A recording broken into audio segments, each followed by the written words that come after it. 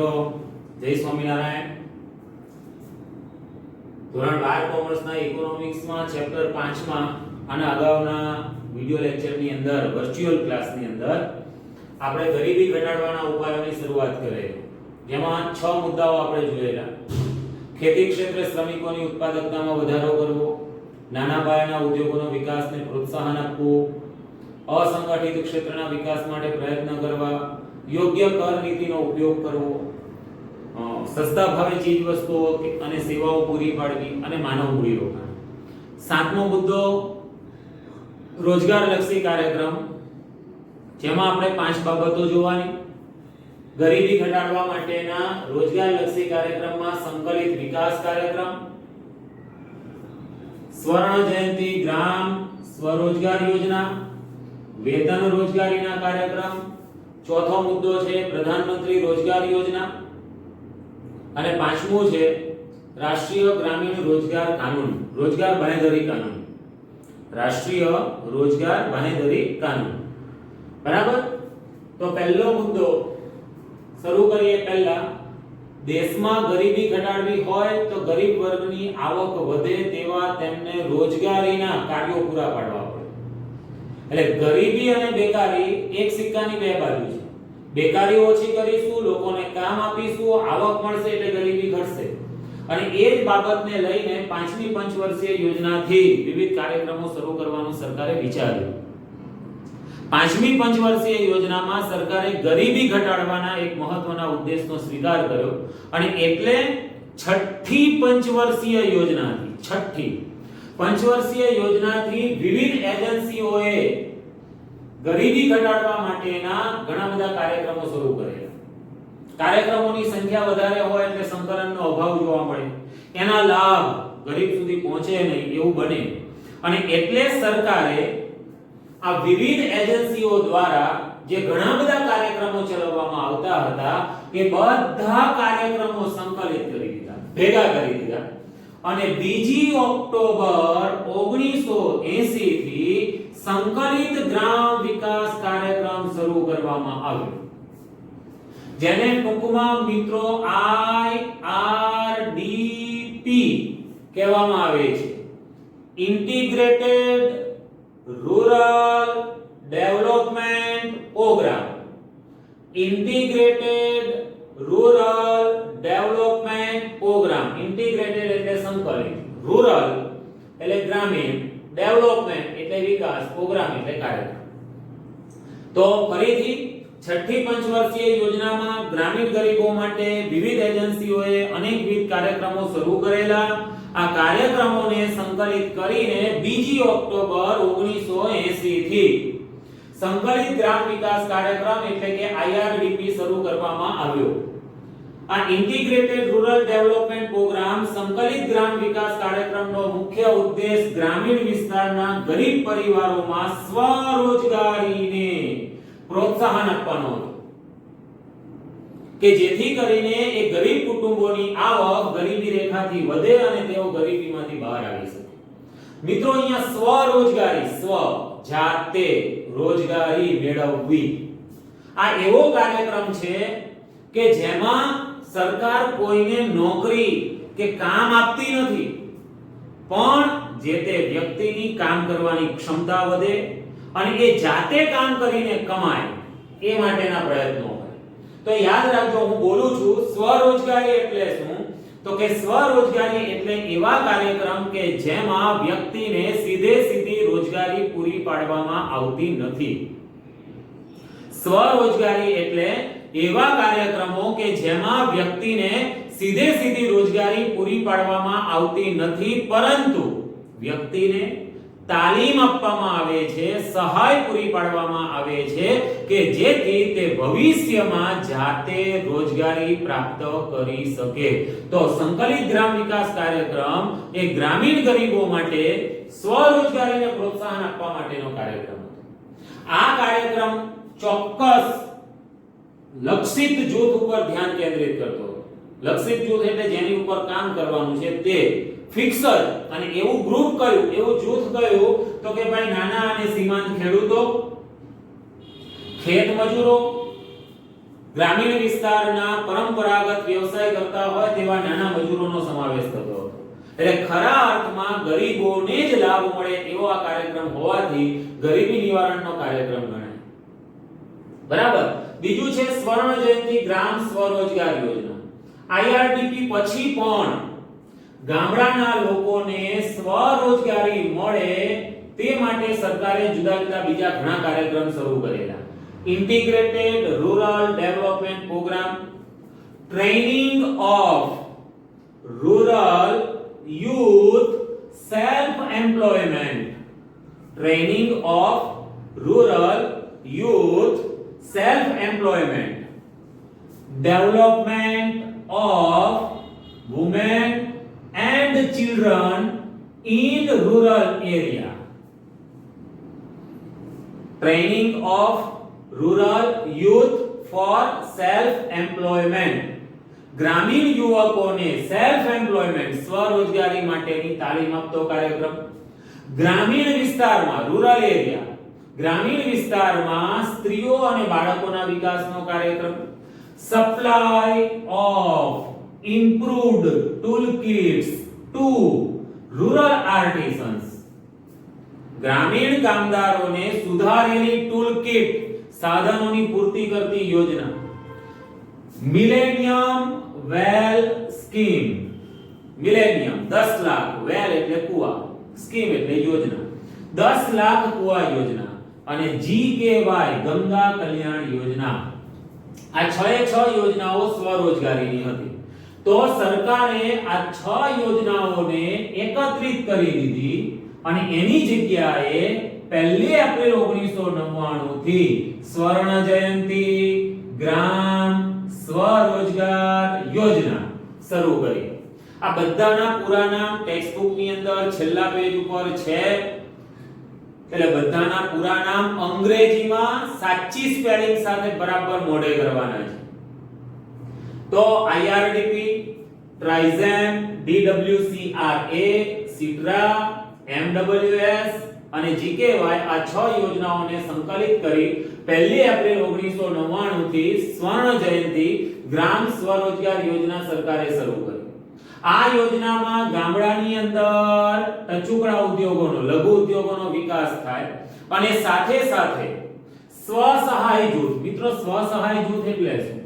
સ્વ એટલે જાતે, એકબીજાને મદદ કરે એવું ગ્રુપ, 10-12 એવા સભ્યો કે જે એક સરખા કામ સાથે સંકળાયેલા હોય, એકબીજાને કામ કરવાનું પ્રોત્સાહન આપે, એકબીજામાં રહેલી ખામીઓને સુધારવાનો પ્રયત્ન કરે કે જેથી કરીને સરવાળે એ 12 જણા કે 10 જણાની ઉત્પાદકતા વધે, એમના કામની કાર્યક્ષમતામાં સુધારો થાય, ગુણવત્તામાં સુધારો થાય. તો એવું જે 10-12 સભ્યોનું જૂથ બનાવેલું હોય તેને સ્વસહાય જૂથ કહેવાય. તો સ્વર્ણ જયંતિ ગ્રામ સ્વરોજગાર યોજનામાં ગામડાની અંદર લઘુ ઉદ્યોગો, ટચુકડા ઉદ્યોગોનો વિકાસ થાય અને સાથે સાથે આ સ્વસહાય જૂથોને વધુ સારી રોજગારી મળે તે માટે માળખાકીય મદદ પૂરી પાડવી, ટેકનોલોજી પૂરી પાડવી, ધિરાણની સગવડ આપવી અને એમના દ્વારા ઉત્પાદિત વસ્તુના બજાર માટેની સુવિધા પૂરી પાડવી કે જેથી કરીને ગરીબોને રોજગારી મળે, આવક મળે અને એમની ગરીબીમાં ઘટાડો થાય. ત્રીજું છે વેતન રોજગારીના કાર્યક્રમ. જો અહીંયા શું કીધું? સ્વરોજગારી. માણસને રોજગારી નહીં આપવાની, એને તાલીમ આપવાની, એને સહાય પૂરી પાડવાની કે જેથી એ જાતે રોજગારી પ્રાપ્ત કરી શકે. અહીંયા વ્યક્તિને સીધી રોજગારી મળે અને એ રોજગારીનું એને વેતન મળી રહે, બરાબર, તેની ખાતરી આપતો કાર્યક્રમ એટલે વેતન રોજગારીનો કાર્યક્રમ. ગરીબી નાબૂદીની વ્યૂહરચનાનો આ એક ખૂબ અગત્યનો ભાગ હતો જે બહુઆયામી એટલે કે એકથી વધુ ઉદ્દેશો ધરાવે. ગરીબ વર્ગને આવક વધવી જોઈએ, એને રોજગારી મળવી જોઈએ, સાથે સાથે ગ્રામીણ વિસ્તારના લોકોના જીવન ધોરણમાં સુધારો થાય એવી વિવિધ માળખાકીય સુવિધાઓ, એવી સંપત્તિનું સર્જન ગામડામાં થાય એવા ઉદ્દેશ સાથે વેતન રોજગારીના કાર્યક્રમ ચલાવવામાં આવે. આવા કાર્યક્રમમાં રોજગારી પૂરી પાડવા માટે, આવક પૂરી પાડવા માટે એવા ગરીબોને પસંદ કરવામાં આવતા કે જેમની પાસે તેમના ભૌતિક શ્રમ સિવાય આવકનું બીજું કોઈ સાધન ન હોય. ખેતી કરવા માટે જેમની પાસે જમીન નથી, જેમની પાસે પૂરતું કાર્ય કૌશલ્ય નથી, કોઈ ઉદ્યોગ નથી, માત્ર તેઓ મજૂરી જ કરી શકે તેમ છે, તો એવા લોકોને શારીરિક શ્રમ રૂપી વધારાની મજૂરી આ કાર્યક્રમ હેઠળ પૂરી પાડવામાં આવશે. ખેતીનો મોસમ હોય એ વખતે તો લોકોને ખેતીમાં મજૂરીનું કામ મળી રહે, પણ એ સિવાયની મોસમ કે જ્યારે ખેતીનું કામ ચાલતું ન હોય ત્યારે તેમને રોજગારી આ કાર્યક્રમ હેઠળ પૂરી પાડવામાં આવે.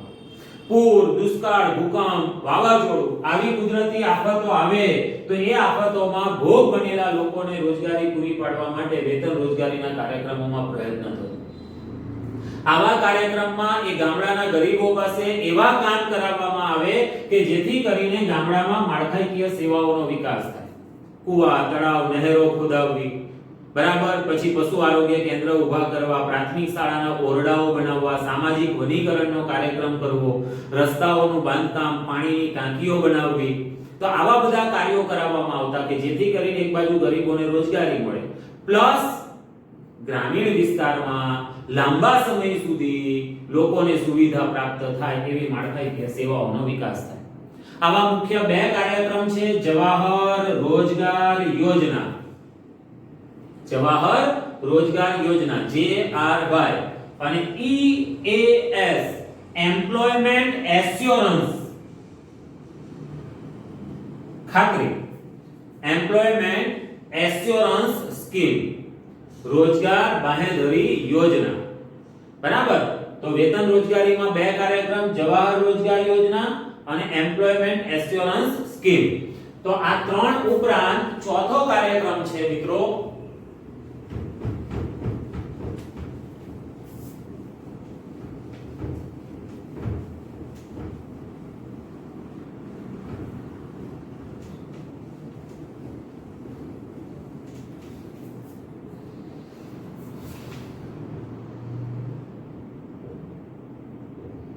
प्रधानमंत्री रोजगार कार्यक्रम PMRY, प्रधानमंत्री रोजगार योजना. मित्रों 1990 ના દાયકામાં જે સંગઠિત ક્ષેત્ર હતું એ ધીમું પડ્યું, એમાં રોજગારી ઘટી, સાથે સાથે સરકારનું જે જાહેર ક્ષેત્ર હતું એ બિન કાર્યક્ષમ બન્યું અને આ બધી પરિસ્થિતિને કારણે દેશમાં બેકારી વધી. તો ખાસ કરીને જે શિક્ષિત લોકો હતા એ શિક્ષિત બેરોજગારો સ્વરોજગારી પ્રાપ્ત કરી શકે તે માટે તેમને નાણાકીય સહાય પૂરી પાડવા આ પ્રધાનમંત્રી રોજગાર યોજના શરૂ કરવામાં આવી. 1990 ના દાયકામાં સંગઠિત ક્ષેત્રે રોજગાર વૃદ્ધિ ધીમી પડી, સરકારના જાહેર ક્ષેત્રમાં પણ રોજગારી મળતી બંધ થઈ. આવી પરિસ્થિતિમાં ખાસ કરીને જે લોકો શિક્ષિત હતા, બરાબર, શિક્ષિત કોને કહેવાય? માત્ર લખતા વાંચતા આવડે એને સાક્ષર કહેવાય. શિક્ષિત કોને કહેવાય? તો કે જેઓ ઓછામાં ઓછું માધ્યમિક શિક્ષણ જેણે પૂરું કર્યું હોય એને શિક્ષિત કહેવાય. 12 કોમર્સ, સાયન્સ, આર્ટ્સ ભણેલા, BSc, BA, BCom કરેલા, BCA કરેલા, BBA કરેલા, એન્જિનિયરિંગ કરેલા, આવા જે લોકો છે એ શિક્ષિત લોકો કે જેમને કંપનીઓમાં, બેંકોની અંદર કે સરકારી ખાતાઓમાં નોકરી નહોતી મળતી, તો એવા લોકો જાતે રોજગારી પ્રાપ્ત કરી શકે, પોતાના ઉદ્યોગ ધંધા સ્થાપી શકે, વ્યવસાય શરૂ કરી શકે, તે માટે તેમને નાણાકીય સુરક્ષા, નાણાકીય સહાય પૂરી પાડવાના ઉદ્દેશથી આ પ્રધાનમંત્રી રોજગાર યોજના શરૂ કરવામાં આવી. અને પાંચમી બાબત છે NREGA, national Rural Employment Guarantee act. Act એટલે કાયદો. નેશનલ રાષ્ટ્રીય, રૂરલ ગ્રામીણ, એમ્પ્લોયમેન્ટ એટલે રોજગારી, ગેરંટી એટલે બાંહેધરી, એક્ટ એટલે કાયદો. રાષ્ટ્રીય ગ્રામીણ રોજગાર બાંહેધરી કાયદો કાયદો જે 2005 માં શરૂ કર્યો, દાખલ કર્યો. ફેબ્રુઆરી 2005 માં સરકારે આ national Rural Employment Guarantee act સ્વીકાર્યો અને આ કાયદા પ્રમાણે ગ્રામીણ વિસ્તારમાં તેમજ શહેરી વિસ્તારના જે ગરીબ કુટુંબ છે એ ગરીબ કુટુંબના કોઈ એક સભ્યને વર્ષની ઓછામાં ઓછા 100 દિવસની રોજગારી પૂરી પાડવાની ગેરંટી સરકાર આપે. આ કાર્યક્રમનું નામ 2009 માં બદલીને Mahatma Gandhi National Rural Employment Guarantee Act એટલે કે મનરેગા કરવામાં આવ્યું. આજે નરેગા તરીકે ઓળખાતો કાર્યક્રમ 2005 થી અમલમાં, આ કાયદો 2005 માં સ્વીકારવામાં આવ્યો. અમલ એનો 2006 ફેબ્રુઆરી થી થયેલો. બરાબર. એ કાયદો ઓક્ટોબર 2009 થી એનું નામ બદલીને Mahatma Gandhi National Rural Employment Guarantee Act એટલે કે મનરેગા કરવામાં આવ્યું. તો મિત્રો, ગરીબી નિવારવાના રોજગારલક્ષી કાર્યક્રમોમાં કેટલી બાબતો? 5. પહેલી, આઈઆરડીપી સંકલિત ગ્રામ વિકાસ કાર્યક્રમ. બીજું, સ્વર્ણ જયંતિ ગ્રામ સ્વરોજગાર યોજના. ત્રીજું, વેતન રોજગારીના કાર્યક્રમ. ચોથું, પ્રધાનમંત્રી રોજગાર કાર્યક્રમ. અને પાંચમું, national Rural Employment Guarantee act રાષ્ટ્રીય રોજગાર બાંહેધરી કાનૂન કે જે 2009 થી કયા નામે ઓળખાય છે? મનરેગા. આટલી બાબતોનો સમાવેશ થાય તો ગરીબી ઘટાડવાના રોજગારલક્ષી કાર્યક્રમો સમજાવો એવો તમને અલગથી 3 ગુણ કે 5 ગુણનો પ્રશ્ન આવે તો આટલા કાર્યક્રમોની તમારે તેમાં રજૂઆત કરવી પડે. બરાબર. બાકીના જે મુદ્દા છે ગરીબી ઘટાડવાના ઉપાયોમાં હજુ આપણે 3 મુદ્દા જોવાના છે.